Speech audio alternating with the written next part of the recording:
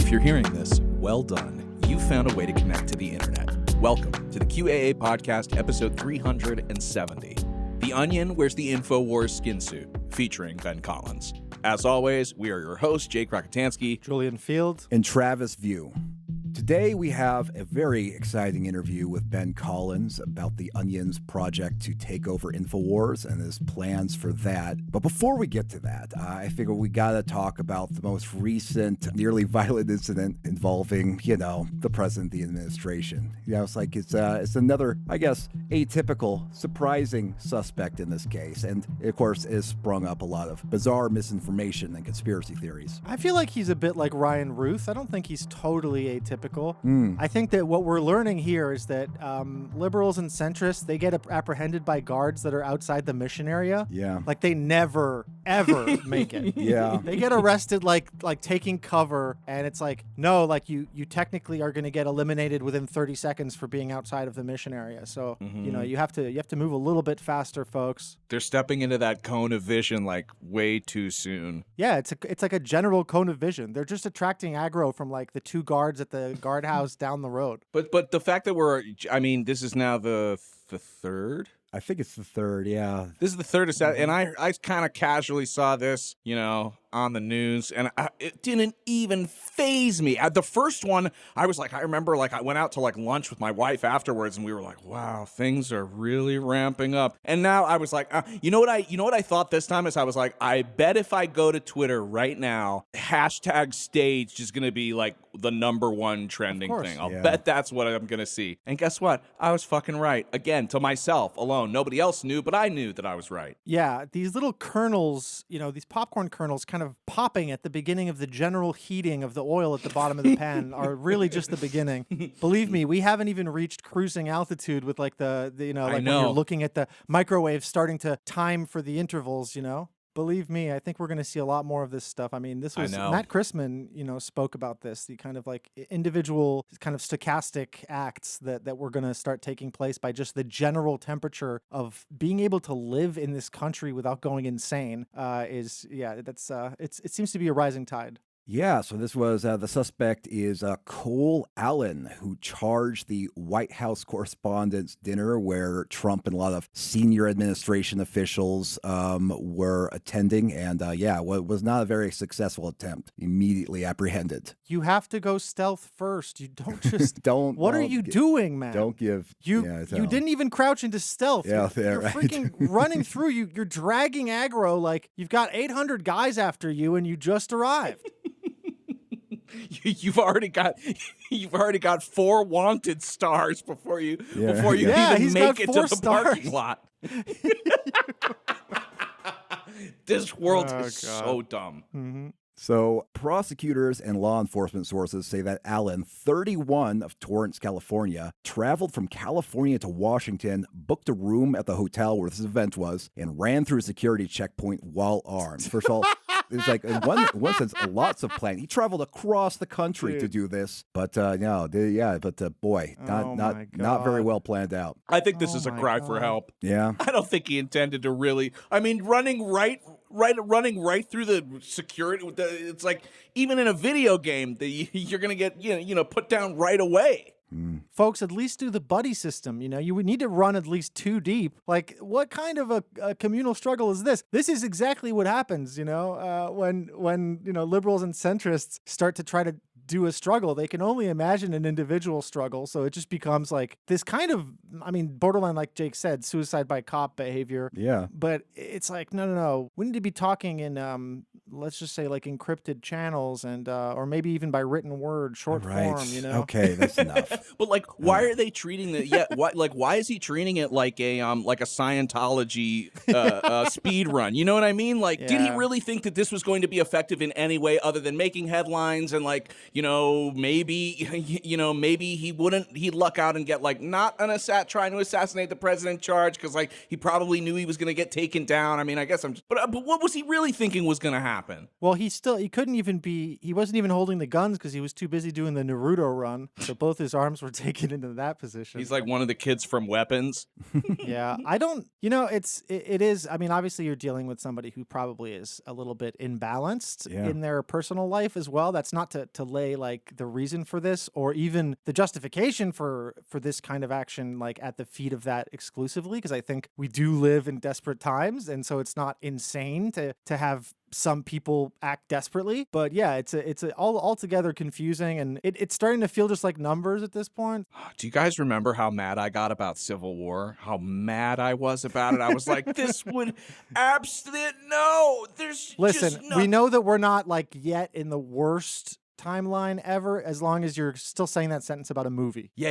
But if one day you're like, I'm really mad about Civil War, and you mean the ongoing Civil War in the United States, that's when I'll worry a little bit more. I'm gonna try to live in the town with all the guys on the roof where like everything was normal. They go to the shop, she buys the hat or the dress or whatever, and then they go outside and they see all the guys in the rooftop. That's where I'm gonna try to be once the C dub really breaks out. Man, if Garland had and Garland can fuck right off. In retrospect, like in so many ways, and just right now also he can fuck off. But I would just say like in Civil War, if you wanted to be realistic, just let's be honest with what we're going to do. We're going to represent our feudal lords, We're going to have like the McDonald's brigade. Like it's not going to be organized by state. Geography is no longer relevant. Be like, yes, I rule the wasteland because I have the Coca-Cola branded G-Shock that you can only order from Japan. By the way, if we have any listeners in Japan, I need to get this Coca-Cola G-Shock. Please contact me on private messages.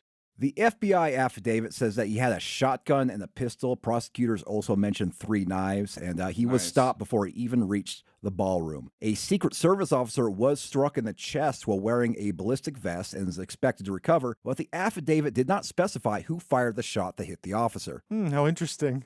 An officer-involved ballistic shooting. Yeah. I wonder what kind of loadout he had to select to get 3 knife slots. I was going to say, like, this is a movie brain motherfucker. He thinks he needs, like, 2 more hidden knives because maybe they'll be like, okay, hand over your knife and your guns. And then it's like, the other ones too. And he can do that twice. Obviously, he runs in there and then he starts throwing knives, so it's lodged right in their forehead. Yes, exactly. You need 2 more to handle after you throw your first 2. Oh, yeah, man, if you've seen a modern action scene, you know why you need 3 knives, Jake. Mm-hmm. Yeah, when I heard about this, I knew that definitely what didn't happen is that like everything went into slow motion and like this guy was successful in any way. That would have been so awesome if he broke through the security cordon, but like in bullet time. I know, that's what I'm imagining. Cole sent a document to friends and family, which he called an apology and explanation, but sometimes called in the press, it's called a manifesto. And it provides some hints about the motive. And it says this in part. I am no longer willing to permit a pedophile, rapist, and traitor to coat my hands with his crimes. Well, to be completely honest, I was no longer willing a long time ago, but this is the first real opportunity I've had to do something about it. Yes, very, very weird, self-reflective kind of writing for a manifesto, I guess. As you know, I'm very busy. I had to calendarize this months in advance. The note includes like rules of engagement, like who he expected to engage, which strangely leads with this note. Administration officials, not including Mr. Patel, they are targets prioritized from highest ranking to lowest. Now, why did he deliberately exclude Kash Patel, FBI director, from his list of targets? That's a matter for speculation. I have to say, that's odd. It's woke. It's because he didn't want to shoot a POC. No. You guys got it wrong. It's because he's the final henchman that you have to interrogate. You have to press B when he's kind of like staggered. Yeah. And then you can interrogate him and see sort of where like the high higher level enemy is. So I think he's thinking more along the lines of like the Nemesis system, where he wouldn't reach Kash Patel in like the first mission anyways. He'd have to like take out some subordinates to even get access to him. Kash Patel turns around, he's a goblin, and he's like, you'll catch me next time, and then like kind of fades into like some digitized mist, and then goes one higher rung up in the levels of government. I feel like I'm glad that Travis is going to have a little bit more leisure time coming up, and that maybe he's going to get into video games, because I think he'll finally understand our description of various different combat systems. Yeah, not this one. We're talking about a Lord of the Rings game from like 11 years ago. Yeah, but I'd argue the Nemesis system has sometimes reappeared, especially in Ubisoft games. The more I find out about new kick streamers, I'm gaining like there's new people in the Nemesis system that keep popping up. Yeah, okay, well... Well, you know you're trying to get banned off Twitter for, I think, doing a death threat against a YouTuber, which, come on, man, like... I'm years behind you, but, like, I'm really sensitive and a nice, sweet boy kind of overall. So, like, I know, these are getting lumpen there. proletariat idiots. They're lumpen proletarian idiots, Like, you gotta just accept that they're gonna act out, okay? They're acting out, but they're not the main problem. All right. I'll redirect your death threats soon. Okay, good. You will receive my orders at P100369FX. Sleep. So what surprised a lot of people is that this guy, he seems to be like well educated. He went to Caltech. He worked as a teacher and engineer. His media diet seemed to consist of a lot of like liberal sources, but he was also a church-going Christian who expressed outrage at the meme that Trump posted portraying himself as Jesus. I will say, if he's a Protestant, he has work ethic, but he has very little specialization. He's going to need a lot more years. We need the Malcolm Gladwell, like 15,000 hours, because this was not, we're just going to say, good effort, not quite done right. On April 27th, the day we're recording this, Allen appeared in federal court, was charged with attempted assassination of the president, transporting a firearm and ammunition across state lines with intent to commit a felony, and discharging a firearm during a crime of violence. The attempted assassination count carries a possible life sentence if convicted. He has not yet entered a plea. Trump's going to try to make it sure that he gets like put to death by like stoning or some fucking ancient torture device. Of course, there were immediately conspiracy theories about the event. Now, the most popular among mostly liberal commentators, there were some right-wing commentators who joined in on it too, but was the claim that the event was somehow staged. If you search the word staged on either Twitter or Blue Sky, you'll come up with just absolutely hundreds of people who just think that it's fake. And this is usually just a bare assertion. Just like people think that is like they hate the idea that something would make Trump seem sympathetic or perhaps give him a pretext to do something. And so they deem it to be fake and sort of arranged by Trump and his administration somehow without any specifics. This is just, I hate these kinds of things where they just shout fake in a knee-jerk way without any kind of theory underlining it. But Travis View, do you not know that a famous bard once said all the world's a stage? And if you had the stage for the world itself, it might be United States of America, the unending show. Everybody gather around. Tickets through me. Yes. No. One at a time. I mean, it is shocking how like accusations of like, oh, this was a fake false flag, which we thought used to be, the domain of people like Alex Jones. It's just a common belief, common assertion nowadays. Yes, geese are a psyop. This was staged. Everything is it. You know what it is? It's almost like we're all traumatized by having insane amounts of psyops run on us by our government, and then finding out later and being like, oh my God. And now we just see it everywhere. Well, no shit. What do you fucking think was going to happen when you were fucking experimenting on your own population? Yeah, there is the only way to interact with politics if you are on social media is like through conspiracy theory. Basically, it's how we talk. It is the norm. Yes, because the reality, the actual power structures are conspiracies. And so we want to apply the correct fucking manner of understanding the world, and yet we've been degraded so much in our critical thinking skills and just like basic understanding, and also propagandized, that we're completely misdirected. We're literally, it's like we stood at the urinal and started pissing out of one nut. spraying the wall down. It's if I like walked into the airport bathroom, got to the urinal, pulled my pants down, turned around 180 degrees, and began pissing into the middle of the floor. It's actually exactly like pissing in your own asshole. That's what's happening in this country. Yeah. Now, some people did try to marshal evidence for the claim that the event was staged or fake or a false flag in some way. For example, some pointed to a Fox News interview with that network's White House correspondent, Aisha Hasni. She reported that before the shooting, the husband of White House Press Secretary Caroline Leavitt told her to be very safe. But Aisha's call with the Fox News studio was cut off before she could finish. I want to just quickly tell you, I was sitting next to Caroline Leavitt, the press secretary's husband. He was one of our guests. He was seated right next to me, and right as the dinner was starting, the national anthem happened, and then he kind of leaned over and said, I watched you on TV, you do a great job. You need to be very safe. And he was just very serious when he said that to me. And he kind of looked around the room and he said, there are some... Sounds like we lost Aisha's phone there. And this happens, by the way, especially when you have so many people attempting to utilize the same cell service at the same time. So people thought this man, Caroline Leavitt's husband, told this reporter to stay safe, and then they interpreted it as like somehow he having some inside information about the event. But this is also, this person is Nicholas Riccio, who is 60 years old and married to Caroline Leavitt, who is 28. So perhaps this was like an attempt to flirt that was misinterpreted after the fact. Yeah, or just all these people stroking themselves off and being like, you're going to be a target for the radical left. You got to be safe. They're a viper. Yeah, positioning himself as somebody that could protect her, somebody good to know. I mean, he might also be saying like, hey, stay safe from getting fucking fired by like this like loose cannon. Yeah, I mean, it'd be a lot easier if he had turned to her and said, like, be safe, a gunman's going to come through this door in 5 minutes. I think that would be a lot better. It'd be a lot easier to know if this was some kind of evidence. But as it is, Yeah, he's like... we're just left to wonder. Be safe. Please give me a little bit of pussy. Please. And they're like, oh my God, cut that out. 3 seconds. Cut.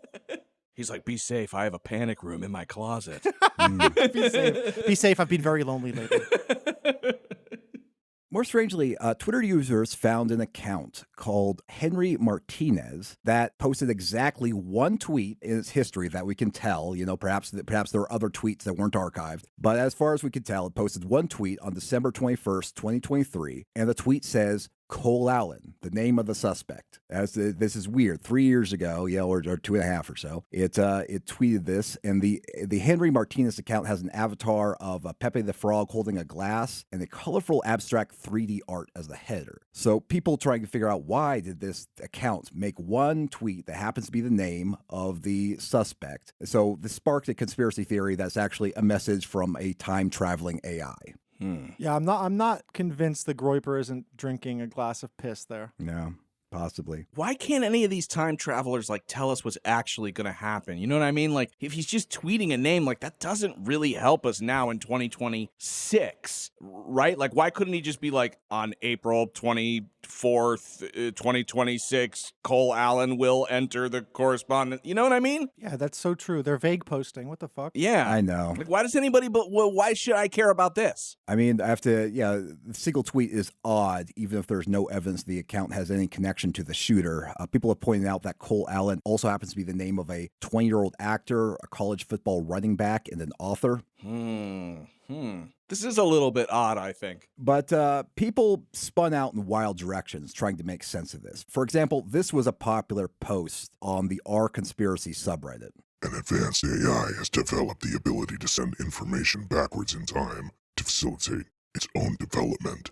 That future AI initially encoded the technology to do so in images like this one and distributed them at various time points in our internet. Early, i.e. current versions of the AI then find this hidden data while scouring the present-day internet and use the information contained within the... boy, this is quite a whopper here. I know, it's crazy writing. Use the information contained within the images to move closer to self-awareness. The presence of an archived Trump butler... I'll stop myself. That's not bad. That's not a bad plot. That's not a bad plot. He wants to point. review it before finishing it. Is folks. that like a time traveling AI leaves like pieces of itself encoded, almost kind of like like pieces of itself, like in kind of like in Toe Jam and Earl, how the different pieces of the spaceship are sort of like scattered, scattered to the four corners. Mm-hmm. There's kind of like an interesting plot there. That'd be like a cool reveal in some kind of movie. All right. Yeah. The presence of an archived Trump Butler image of the name of a would-be assassin years before either event occurred is how our current AI knows where to look for the instructions for the future AI. Otherwise, it would be like looking for a needle in a haystack. The temporal misalignment is a spotlight showing our current AI where to find the hidden tools for both sentience and temporally decoupled data transfer. These digital breadcrumbs planted in the recent past are the reason our current AI is advancing at a pace that we cannot explain. That really explains everything. So people have also claimed that this image, this again was just an abstract, like lines and looks like smears and stuff, is also secretly an image of the famous image of Trump pumping his fist after the assassination attempt in Butler, Pennsylvania. Even putting a translucent version of that photo over this one shows that is just not true. Yeah, it's so funny. Their proof itself looks terrible. I mean, yeah, it's just like it's pure pareidolia. Yep. So yeah, people really latched onto that background image, and they claimed it came from a website called Time Machine. Now, in reality, as first reported by 404 Media, it's actually a stock image available on the website Unsplash, where you can get lots of stock images, and it has the name Eternal Waterfall. And lots of different websites and blogs and Etsy shops have used this image, but one of the websites that happen to use it is called Time Machine. And Time Machine, they use the Eternal Waterfall image on a blog post called Study on Quality and 3D Digitization of Tangible Cultural Heritage. Now, this organization, Time Machine, actually, they don't aspire to create an actual time machine. It's actually a European Union-funded organization that wants to digitize historic documents and images and use AI to analyze them, and suggests that in the future, it could be used to create a virtual reality or augmented reality experience about European history. So that's like this image happened to be used on many different websites. One of them happened to be called Time Machine. And from this, people assumed that the presence of this image on the Henry Martinez Twitter account meant that he was a time traveler trying to tell us about Cole Allen. That's a cool story. I like it. Yeah, it's nonsense. I promise you guys, I promise you this. If and when I do travel through time, I'm going to be like, guys, I traveled through time. Here's the machine. Here's what I did. Here's what happened. I'll try to explain it as best I can. I'm not going to be like vague and be like, I'm going to find this image from one of many websites that use the image. And if people keep looking, they'll see Time Machine. How that will help them further, I won't give them any more clues other than that. But I will pull this image and tweet this one thing 3 years ago. I mean, it's so funny. Chasing all these dang breadcrumbs, it's like everyone's a freaking pigeon. And they're just knocking their little beaks on the sidewalk, fighting over little crumbs. It can be tempting to give into the cynical belief that this world belongs to the liars and the cheats. That peddling the most outrageous bullshit is always rewarded with outrageous influence and financial success. But today we're sharing an inspiring story that breaks that narrative. Sometimes the liars do eat shit. That is the optimism I felt upon learning that the satirical publication The Onion has a deal to take control of Infowars, the conspiracist media machine built by Alex Jones for the past 26 years. Now, it's a proposed 6-month licensing arrangement pending approval from a Texas judge with an option to renew, and that is expected to be approved this Thursday, April the 30th. Now, this matters because Infowars was the key engine of Jones's media empire. But his years of false claims that the Sandy Hook shooting was a hoax led to more than $1 billion in defamation judgments against him. Now, The Onion already won an Infowars auction in November of 2024, but that sale was later blocked when a bankruptcy judge said the auction process had been mishandled. This new deal, however, would allow The Onion to assume editorial control over Infowars with comedian Tim Heidecker as creative director. Naturally, this development has upset Alex Jones. Look, just because you're wearing my shirt, don't mean you're me. So let's be 100% clear about that. And so you guys just keep laughing. And remember, they said they were going to beat Charlie Kirk. Remember when he died, they said we're going to misrepresent fake quotes of him. This is what the left do. They try to silence you, then they misrepresent who you are. They're body snatchers. They're skinwalkers. They literally take your skin. This is going to backfire big time, folks. So yeah, see Alex Jones with his shirt off, red as a beet, you know. I'm going to snatch that body. Yeah. Now, to talk through all of this, we're joined by Ben Collins, the CEO of The Onion. And before taking over the publication, Collins covered online disinformation and extremism at NBC News. Ben, thank you so much for coming on the show. No, first time, long time. I'm, Travis, you know this, huge fan of you guys. Just you do a true, actual, genuine public service in a world where that is against the law. Yeah, it's true. And you, Ben, you've been in the trenches with us. You're one of the very first people I remember interacting with. And I remember being like, wow, this weird little podcast. I was like, we're talking with somebody who works for NBC? Like, this is crazy. Like, this little thing, like, I have a theater major. So, like, I remember us all kind of embarking on this, like, weird journey and sort of branching out in our own different ways, like, right from the jump. Yeah, you guys did, I would say, the foremost job of getting people off the wagon with this bullshit, and nobody else came close. You did a really good job of at least getting people who had family members in this space to be able to still live their lives, because it's hard when you have radicalized people in your life. It's fucking insane. You have to deal with their bullshit constantly, and it takes a long time for people to either get out of it or just learn to deal with the fact that they're going to be in there forever. So I really want to thank you guys for, like, not to be one of those guys. Thank you for your service. Thank you for doing what you guys do. And thank you for maintaining your sense of self throughout it, because it's been a long fucking 10 years. Thank you, King. That means a lot. Yeah, it does mean. Of course, I always really enjoy your work, bringing this. Like, I always felt like, sometimes what you call the dystopia beat, this subject matter that felt so weird and niche and hard to cover without sounding crazy or accidentally amplifying it. You were able to bring it to like a major media outlet, which I always appreciated. This is actually doubly crazy for me because I remember back in like the 90s, I was already a big fan of The Onion. I remember this is before it was really easy to like share things on like social media. I would literally print out articles of The Onion and then bring them to my friends to show them how funny it was, because I was trying to explain how great it was. So yeah, this is really cool for me. No, I felt the same. Every day I feel like a true honor to be around this stuff and these archives. And, I walk by like random papers from the 90s every once in a while. And it really is a true American tradition that I'm just very glad that we get to maintain, because the world is such a goddamn nightmare. And to be able to walk into something and call it that every day, earnestly, instead of having to hide from that fact is, it's nice. It's a good salve for the rest of my life. Mm-hmm. It's like us. It's like getting to come here, sit in this chair, and be like, everything is fucked. Fucked bigger than I thought, actually. I was really wrong. I thought I knew this stuff, but I was so wrong at how fucked things were going to get. It's like I have some weird kind of force field from like the bullshit that I see everybody else basically getting sucked into. Because why not? Why not just firmly plant your foot in reality if everybody else is doing it? No, it's true. And I think that's why, we went so hard after this thing, is because we just wanted to prove that offense was still possible against this stuff. Like, everyone is content to maybe just like let them punch us in the face over and over again and just be like, ow, it hurts. And that's like saying it hurts is enough for some people. And it is just not. And we're not punching. We are not punching, and we are better because of this. Yeah. And I don't see the utility in that anymore. And I think like that's when moving away from reporting on this stuff over to this sort of thing, where there were a lot of constraints, and that's what reporting is. Reporting is constraints, and that's good. But getting more into like the guerrilla aspects of this, and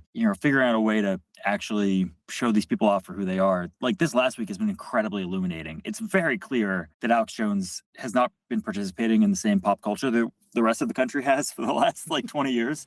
And having that be revealed last week when he used a fake mugshot of Tim Heidecker from a fake film festival where he sold defective Chinese vapes to 19-year-olds and passing that off as real. What a wonderful thing. My brother sent me a text of Alex Jones sharing the child clown outlet video as like proof. And that was, I was like, well, we've officially come full circle. Like, we are somewhere, like there's a blob and its absurdity, and we're like in the middle. We've been swallowed by it. Well, it's been so revealing, right? Because even people on the right loved Adult Swim because not everything had been politicized in 2012 to the extent that any grainy video that they could find was proof of Pizzagate, right? So, like, that's what it has been revealing to people is like, oh, wait, maybe the whole thing's bullshit, right? And not like there is, as we know, there are elite child sex traffickers, out there, some dead, some not.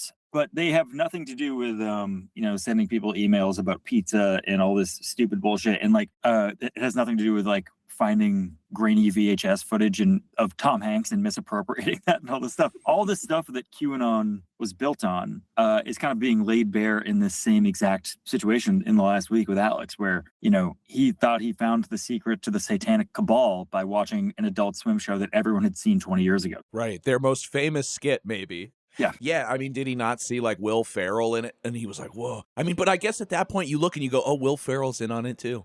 Yeah. I mean, how high up does this go, Jake? Yeah, how high up does it go? All the way up to the other stepbrother. Dude, you beat me to it. I was gonna go elf though. I was gonna go this goes all the way up to the North Pole. I mean, what is that Santa guy's deal anyway? I don't understand this. He hides in one little layer all year and then gives little toys to babies?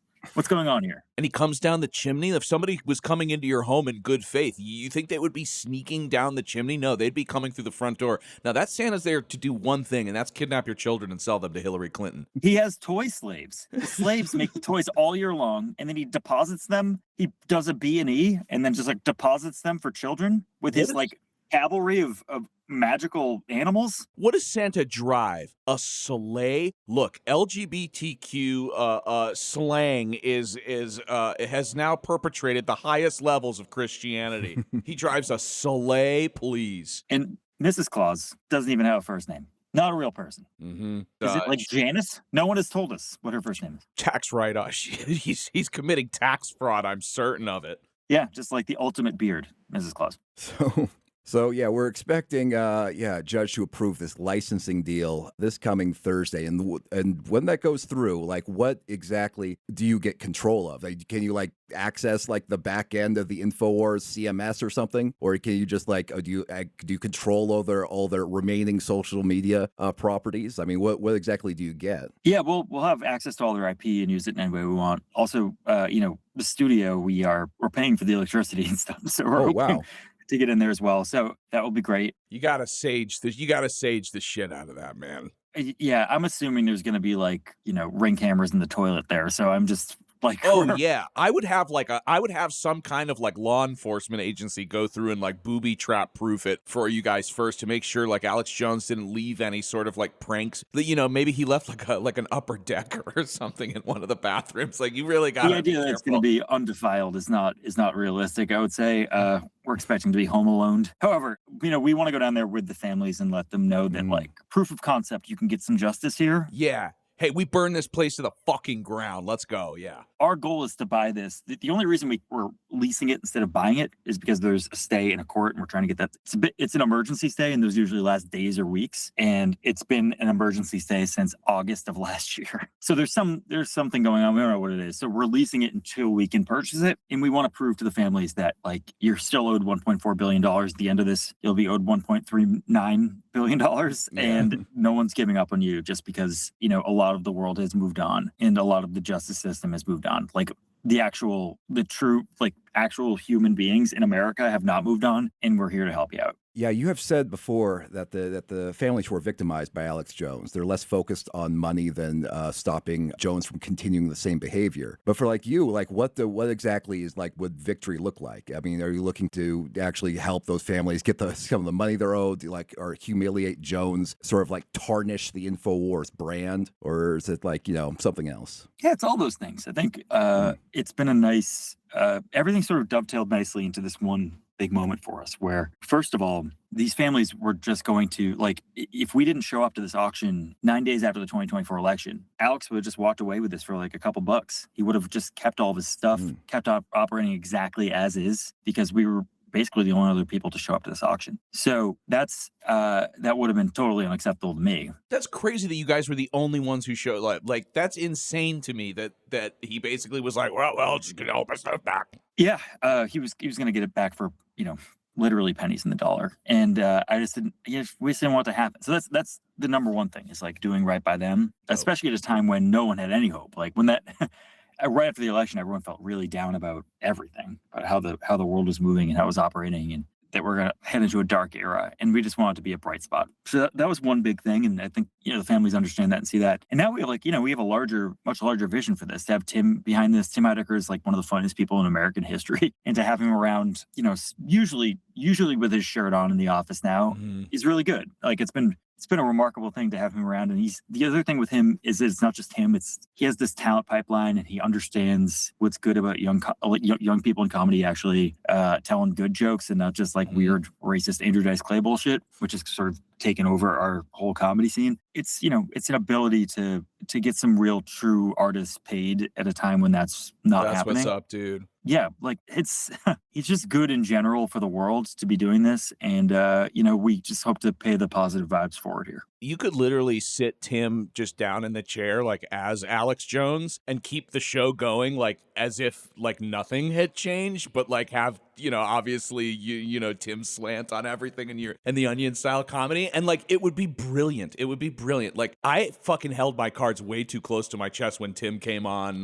This was like years ago, but he's easily like one of my favorite comedians, like one of my favorite artists, easily inspired like my sense of humor, my brother's sense of humor, like all of our good friends, like, we were quoting Tim and Eric and, all of their subsequent projects, like for most of our lives. So yeah, if there's one person that I think can take something like this and find comedic value and also, do, I think what we really set out to do very early on this show is show people how stupid all of this stuff is and how it's okay to laugh at how stupid it is and how stupid we are for believing this bullshit sometimes. Oh my God, the amount of good that will go out into the world as opposed to the energy when it's Alex, and all of his cronies sitting there and the shit that they're putting out into the world. My goodness, like, we forgot that we can do shit like this. That's what I love about this whole thing. It's like we forgot, like we can fuck around too. Yeah, look, I think everybody has more bravery than they think they do, and this is just a proof of concept of that. Like we want people to understand, like you have this in you too. Like just go for it. This is a big, bad, scary guy who harasses and defames every single person who crosses the street when he's around, and we just watch into the fire. And at present, we're currently not on fire. Knock on wood. Everyone, knock on wood, please. Like it's going to take to stand up for what you like, to stand up for art, to stand up for the reason people get up in the morning, which is like fun things, music, comedy, all these other things. You're going to have to take chances and take risks. And like, I want other people to get that message out of this, is that if you've got it in your heart, don't give up on this thing. Like really, really fight for what you believe and keep going with it, especially right now, because they're trying to stop you from having creative expression and being your true actual self. Do not stop doing it. It's like, it's much better to live as your true self at this time. And I agree with you, by the way, about Tim. There is no better person for this. If you guys have watched On Cinema. Of course. So I love On Cinema. Yeah. My secret hope, I don't want to pitch it. See, this is hard for me because I'm a Hollywood person, so I want to be here pitching stuff. But yes, given how much I love On Cinema and how well Tim can stay in a character indefinitely, I have lots of hopes for whatever you guys are planning over there. Yeah, look, I think part of it too is that Alex is so one note, and our biggest thing is we didn't want to just do a parody of Alex Jones for the rest of our lives. He's so obvious, right? He's, get you afraid about something and say the answer is this pill. Yeah. Straight up. That's just what he is. And what's great about Tim is that in the On Cinema universe, for example, his name in the On Cinema universe is New Amato because he's gone through like 3 divorces and lost his name in each of them. Like the iterations of whatever comes of this is going in a year will be completely it'll be indecipherable from the original thing. So Infowars in a year will mean something very different than what it meant in its first 30 years. And, our new logo for it shows that. And look, we're really excited to see where it goes. And like, we don't even know. Like, part of it is just like, we're along for the ride here. We have a great plan to start.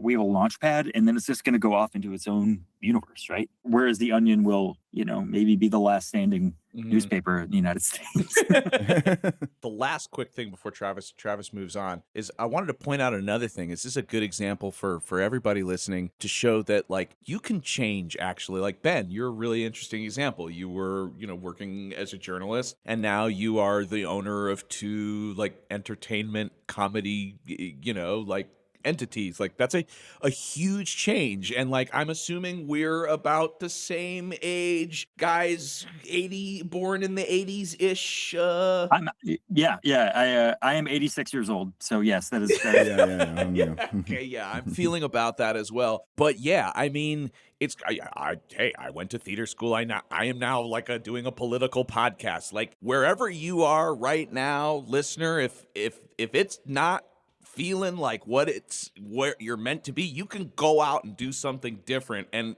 we see that so rarely nowadays. Everybody wants to tell you got to stay in your lane, you're stuck in this, so this is what you're good at, you got to stick at it. But it's like, no, you can just kind of make it up as you go along. And if something seems worth chasing, chase it. You can actually have like real change effect in the world. So I think it's a cool like example of that to point out. Jake, I completely agree with you. And I think if I have one regret in my life, it's like being obsessed with staying in a lane, or like staying with a title or a company, or having a clear glide path towards something.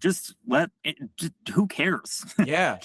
Just let your life take you where it's supposed to go. And also, once you really care about something, dive all the way in. Yeah. Like just be your actual self and dive all the way in. Don't fit yourself into a box. And I don't know, a great philosopher, I believe it was Plato, once said, you only live once. That may have been someone else. He shortened it to a smaller, like an acronym, but I don't remember what that was. So you should try it. And then somebody else also said, the great Gunna. No, I don't know who said this, but they said you actually live twice, because the second time is when you discover like what you really want, and who you really are, and you go and pursue that. Yeah. Unfortunately, both things are true, and I don't know how to swear that. So yes. My therapist tells me that two conflicting ideas can be true at once, and you can hold them in your head, and it's okay. You only live once, but you also live twice, and the second time is better than the first time. That's what your therapist said to you, and that makes sense. Travis, back to you. Yeah, I just want to.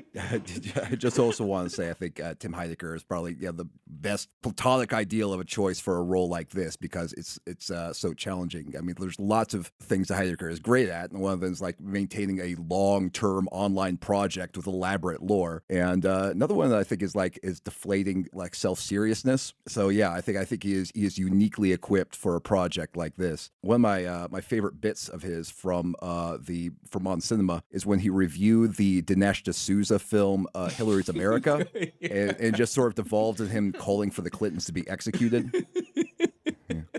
5 bags of popcorn on that one, absolutely. Yeah.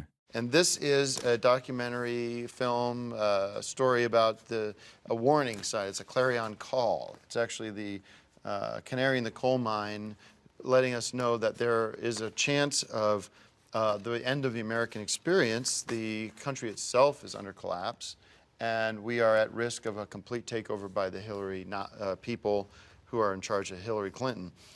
This is one of my favorite movies of the year. I think it will win the Best Picture. A bombshell movie that's going to expose Hillary Clinton for the fraud that she is, the criminal she is. She belongs in prison, in my opinion. She has broken every commandment, every law. Well, just discuss the movie. And this is my opportunity to speak my mind.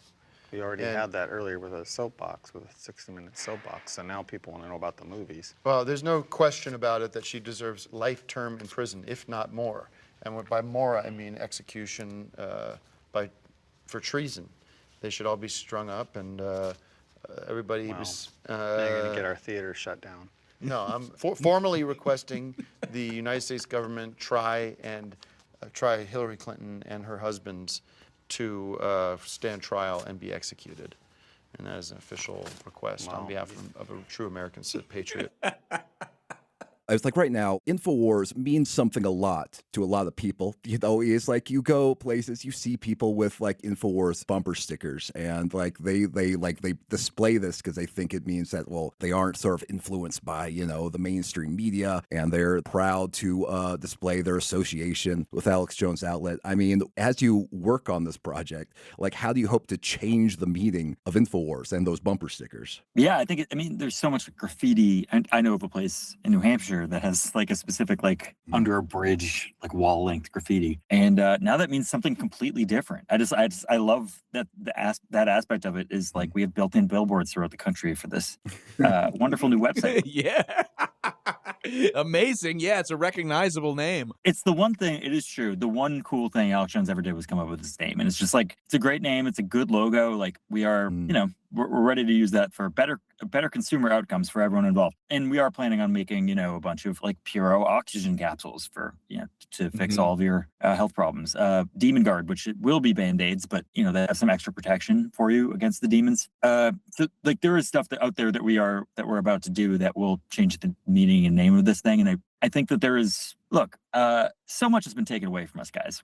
And like CBS, TikTok, all these other things, they are at least pretending that has nothing to do with ideology. The entire thing has to do with ideology. This just lays bare the opposite, right? I am doing this for a little bit of justice for these families and to change how this whole economy of lies and bullshit works. I'm just saying that we're doing it overtly. Like we are overtly lying to you, and we're overtly trying to sell you supplements that fix nothing while they say they fix everything. So that's part of the plan here. Like I know look, my friends thought it was fucking nuts when I first brought this up to them. They thought I was insane for doing it. And then they started to like see the vision. And once they did, they were all in. And it does take a second, but once it clicks, like it's the right thing to do. I wonder if there's like some like boomers out there, some old Infowars fans that like maybe they fall off for a while and they go, you know what? I haven't checked out Infowars in a while. I want to see what they're up to. And then they go, you know what? It's kind of different, but like, I wonder if because there's got to be a subsect of people that it's just kind of like a channel that they're on. And every now and again, the channel changes or, it's like the bar ownership changes. But every once in a while you walk in, you go, you know what? This is all right. I like this. Like, is that something that you guys are keeping in mind as you start to generate content or sort of figure out, I don't know, what the vision for the site is? Yeah, I think so. I mean, I don't think there's going to be a ton of those people, but I do think there are a lot of people who throughout this process has realized that Alex will just like cater to power wherever it is. He literally tweeted at Elon Musk, please help after last week. He had been doing the same thing with the Trump administration for the last year and a half, trying to get himself out of this whole situation. And a lot of his followers have realized like, dude, like it's clear you're just like fundraising. It's clear that you're not going to be able to tell, you're this grand truth teller, like, but you're begging the richest man in the world to save you. Like, how do those two things coalesce? So the process involved in this has allowed him to reveal himself as a guy who is selling a bunch of boner pills. And that works for us. In the last week too, a lot of people, the comedy is legal now crowd have joined us in saying like, maybe this guy isn't one of us actually. Maybe making fun of stuff is more important than him being able to defame dead kids. So look, we didn't really anticipate last week would be quite as funny as it was. We didn't expect him to be shirtless and complaining about stuff and calling us Satanists and pedophiles and going through old Adult Swim stuff. Kids. Yeah, Tim and Eric's as if it happened yesterday.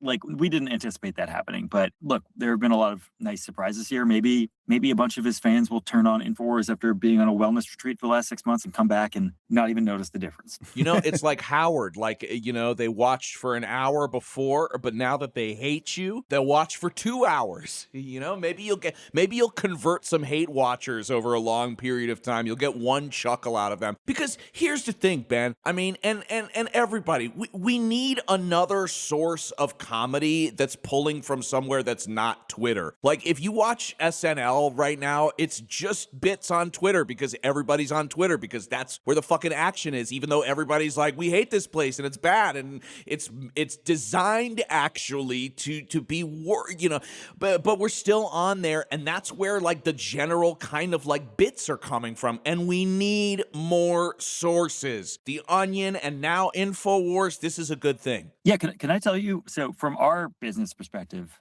we've been off Twitter since January 1st or whatever. It was whatever day they changed their terms of service so that they could like surveil you for the rest of your life. And I'm exactly what was terrible. I'm trying to get banned right now. Oh, well, it shouldn't be that hard. Just say the word cis.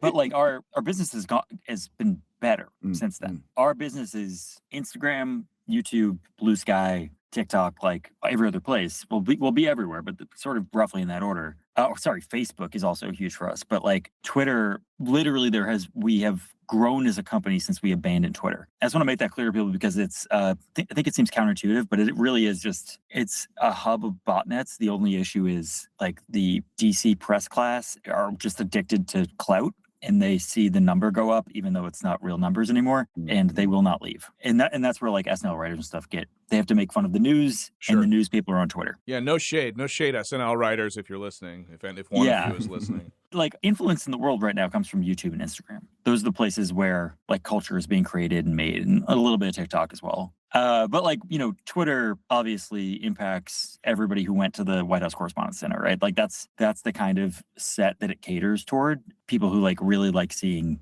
their clout score go up. So we, at The Onion, we've always made fun of those people from afar, and we're going to continue doing that, but we're not going to be, it's a suicide mission to try to become famous on twitter.com. What a fucking, why would you do that? By the way, I'm not saying this is like because like Substack is doing well, and I don't like Substack. I don't like Substack. Yeah, it's horrible, but it is a place where people are able to have careers and stuff. Twitter is a place to self-immolate, and that's it. So we're not going to be focused on that. We're going to that's part of this thing is like we want to build a hub for these people. The comedy world, since I got into this space, like the comedy world, people have left LA for myriad reasons. Their house burned down, maybe in the fires. They didn't think it was safe there anymore because of it. The writer's strike, when people returned from the writer's strike, every script that got greenlit was about oil men.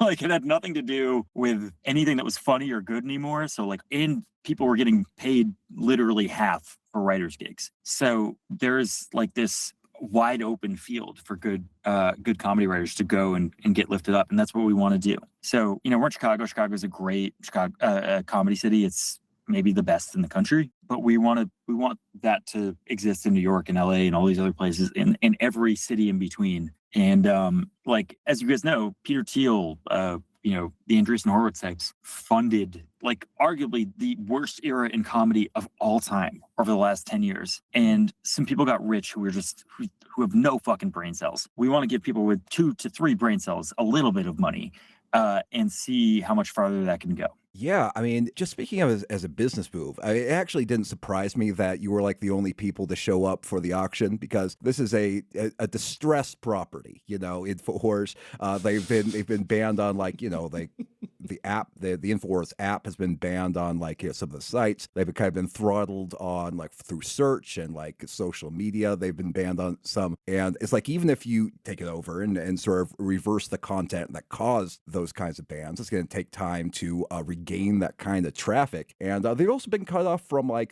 traditional advertisers, Infowars, which forced them to sell their own supplements or use shady financial investments like gold and that kind of stuff. I mean, I'm curious what your business case is. How do you sort of regain that lost traffic, and then how do you like convince advertisers that it's fine to associate their brand with Infowars? Yeah, I'm gonna talk like a fucking LinkedIn guy for a minute, but like we are uniquely positioned for this. Okay. So when I took over The Onion, the entire business was programmatic advertising. So like, those ads underneath like really shady websites that are just like, the one weird trick ads, all those ads, right? The point of the previous business of The Onion was to get people to refresh the page over and over again through slideshows. So those refreshed. That was almost the entirety of the business, like 70+% of revenue. We turned that off on day one. So like all of the scammy shit, we just turned it off, and we replaced it with the newspaper model that we have now. And we are literally the 5th or 6th biggest newspaper in the United States. We don't know where the Washington Post is, so we can't say for sure, but we're one of those two. We have 76,000 subscribers as of today. So our goal is to get people to pay us for content they like. So if you like this, you can sign up for the paper. You can sign up for attheonion.com, or like maybe eventually we'll just have like an Infowars only tier where, maybe we make a streaming service or something. But as of right now, the best way to do it is to get a newspaper. And then we've also sold out of, I was gonna say we're out of board license plates, but we're out of Infowars trucker hats. Like there's an intense demand for this sort of thing right now. People just want to be around it in general. So like we're not relying on like whatever we're inheriting doesn't matter to us. Like we're completely going around it. Like, and for example, like we don't actually know yet what we're gonna do with, for example, YouTube. We are like Infowars is banned on YouTube. I don't know what the appeal process is for that one has to ownership.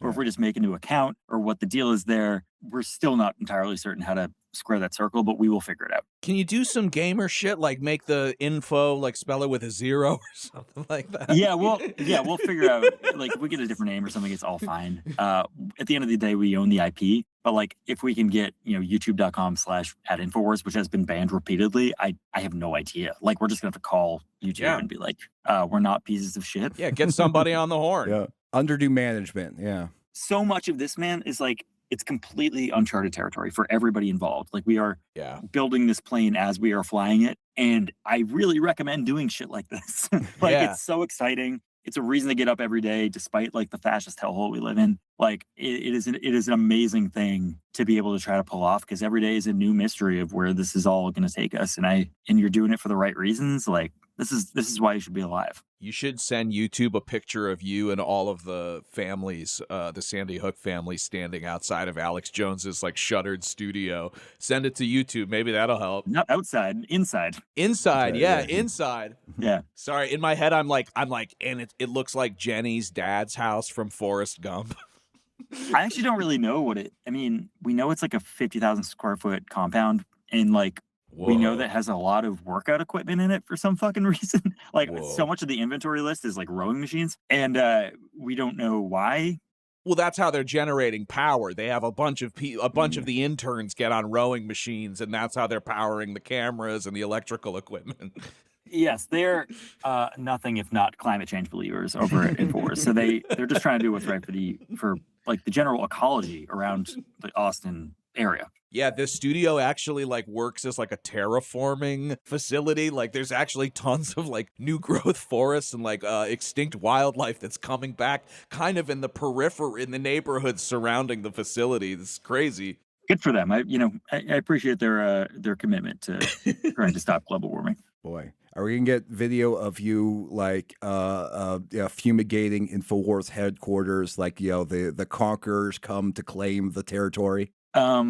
I think that's the job of the families. We'll go in with them. Okay. I hope. Okay. But I want to let them, again, I want them to know that people aren't giving up. So they can do whatever the fuck they want if we get access to the studio. If they want to live there, they can do it. I don't give a shit. Hell yeah.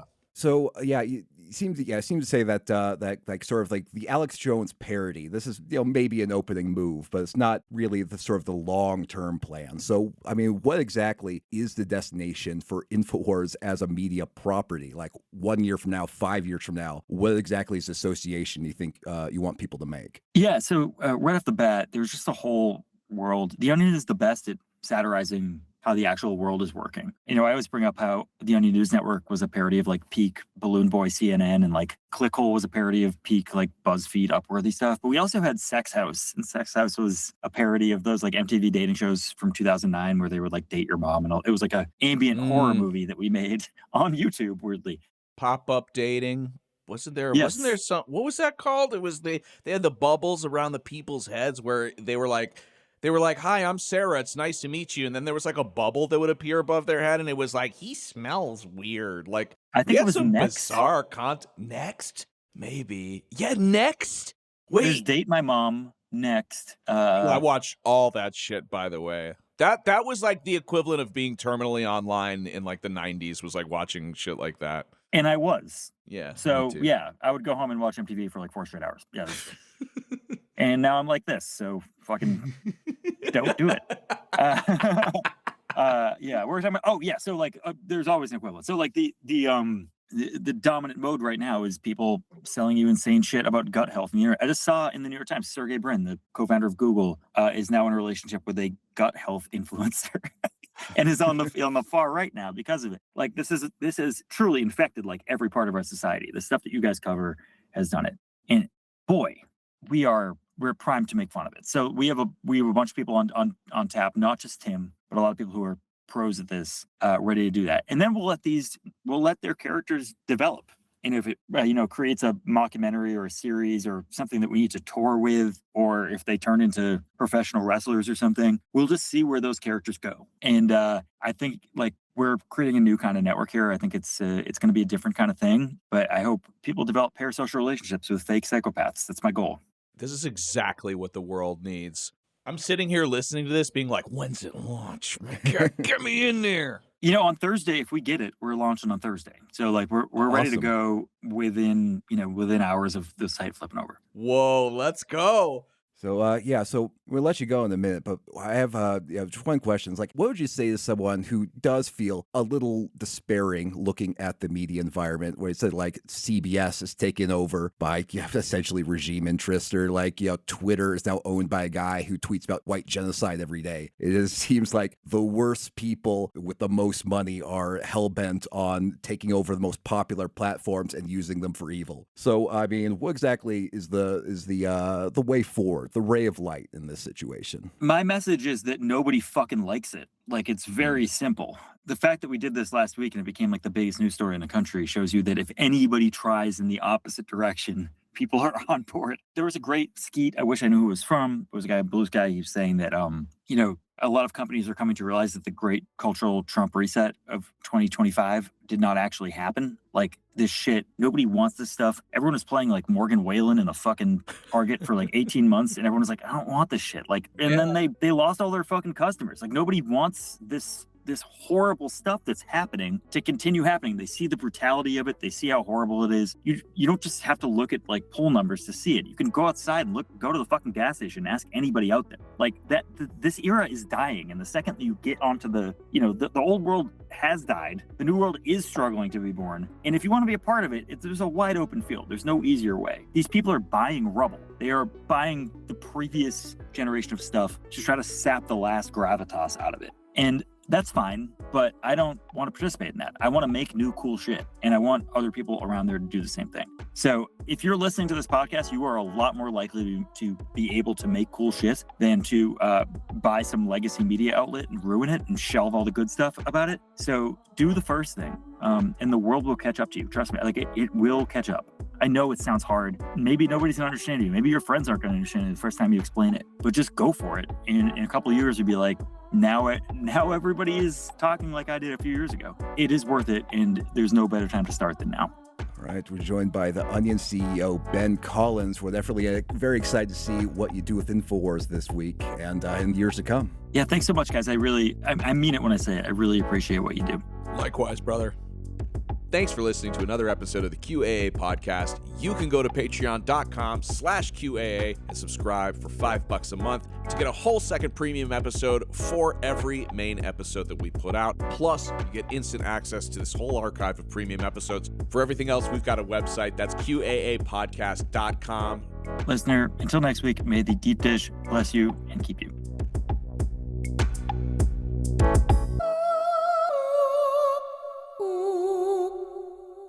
We have auto-queued content based on your preferences.